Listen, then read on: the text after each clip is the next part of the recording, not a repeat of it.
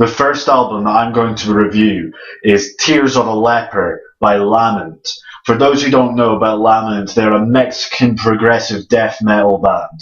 I definitely recommend you give them a listen if you're into death or death metal, and because I think you will enjoy it. I just want to also say that these are just my opinions. They're not fact. I don't want anyone to get upset if they disagree with something that I say. If we have a difference of opinion, that's what makes us people. That's the way the world works, and you really need to try and not get so touchy about certain things. In my opinion, the vocals weren't really my thing, but I can respect them. I felt that they were kind of like Nathan Explosion from Death Clock's kind of vocals. I thought the bass player was brilliant. I loved the fact that the bass player got to take center stage and got to express himself through different kind of fills and got his own parts, and it was brilliant. I also loved the classico style guitar. I thought that was a nice touch in different parts of the songs. The guitarists were brilliant. I thought that they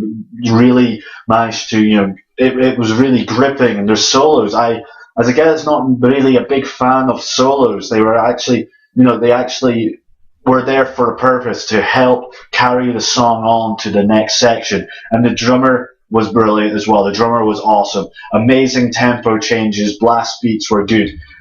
Before I go to the tracks, if you listen to this and you take 3 different types of alcoholic beverages and drink one from every time they say Jesus, another one for every time they say Christ, and another one every time they say God, you will not survive. The first track is Sacrifice of Righteous. Begins with a nice classical style guitar with Spanish speaking. But it was just kind of like going one after the other. It was a really enjoyable listen. The chorus just had an amazing build as well. The chorus was really, really catchy, and it had a very interesting structure. In my opinion, don't think this should have been the opener. I felt that to open an album, you need kind of a you kind of like a kind of intro. But as I said, it's my opinion, and who am I to stand and tell people who are professionals at this how to go about making their own songs? If they wanted to open with this, that is fine by me. The song that I felt should have been an opener is From Pain to Hope, the second track. The opening was really powerful, and you could feel that it was building into something. You could feel that it was going to come out with something that you could feel that that what you were going to listen to was going to be brilliant. The deliberate pace of the song, most people especially people who were very, open-minded to kinds of music, will just think, oh, this is supposed to be a kind of, we'll go really, really slow and we're not going to do anything, then just go really, really fast. This took an actual deliberate pace. I think it's one of the songs that would help show people that that's the way, that it doesn't always have to be a stereotype.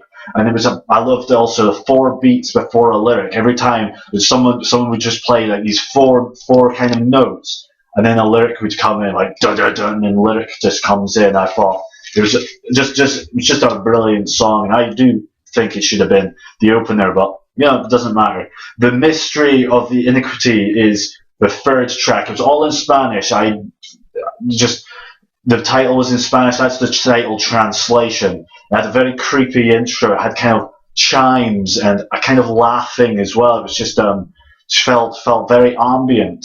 The chimes went into kind of this guitar and this choir style humming. I could also kind of think, I don't know whether they recorded it to be 2 singers, or whether there was one recorded the vocalist singing twice. I'm not 100% sure. The bass was doing this kind of it was this kind of pop sound. It was like he was hitting his finger. The bass player felt really, really good to listen to. Nice blast beats as well, and just the great overlapping of vocals over parts. And as I said, I loved the fact that bass got to do his own parts, got to do little bars here and there. Just another good song. Another Spanish song, Rivers of Loneliness. Frantic guitar, kind of this harpsichord chime, kind of as it was playing, you could just hear this kind of chime go, kind of thing, just proper got you. And I liked, it was met with all kind of speaking parts, so it would always could be like really frantic, and then the guy would just start speaking, and it was all, oh man, this is lots of nice changes. Quick riff into growling, into slow, pleasant sounds, just with speaking. It was just all this. It was another good song, another amazing song. I really, really enjoyed it. Fifth track was Legal, a nice bassy kind of intro, catchy verse, reminded me of Death Clock again. Don't want people to think that I'm thinking this is just like, Death Clock, because I know that's not their intention. It's just what it felt like to me. This kind of brilliant breakdown bit was in Legal as well. I just thought, oh yes, this is getting into something, and some more classical style guitar near the end to add a touch of magic to an already brilliant song. The sixth track, Terminating Existence, it begins with clean guitar. You're thinking, they're going to be doing something here.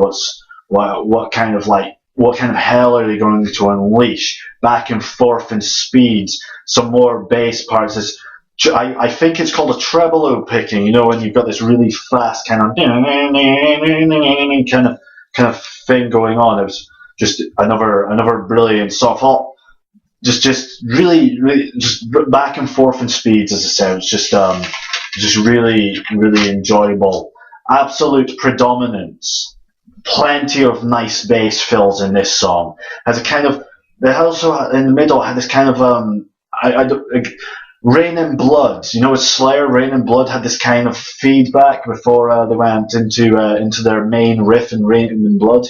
Kind of had this kind of feedback thing. Kind of reminded me of that. Not saying they were plagiarizing, it's probably not their kind of intention. I believe, I'm not saying that it is, I don't want people to misconstrue me that that's what happened. I also heard this kind of Iron Maiden style riff where I'm dun, dun, dun, kind of just felt it was a brilliant song. Just those two were what it sounded like to me. They didn't copy anyone, I'm not saying that. Tears of a Leper, this was what they were going to be titling their song around. Blast Beats intro. You could tell that they really were wanting this to be one of the songs that were going to be remembered. Blast Beats intro. I love the talking part. I love the fact that the guitar plays this upbeat riff all of a sudden. It was had these kind of really major keys that he was playing. It was just I thought the song was playing up, because all of a sudden it's playing and then it stops. Of course, I'm freaking out because I'm thinking, what's happened? Is there something wrong? And just this speaking, I thought I was suddenly learning Spanish. But I was just being, I love the fact that they got me with that. Ninth track, A Cry of Anguish. Great tempo changes from these big, massive sounds to these little tiny rests. More overlapping vocals just to add some more charm. Guitar sounded strong and climatic. It was like it was marching towards you. It was marching. It just made me feel really, really good and positive. I felt I could take over the world. The bass was also felt throughout this song.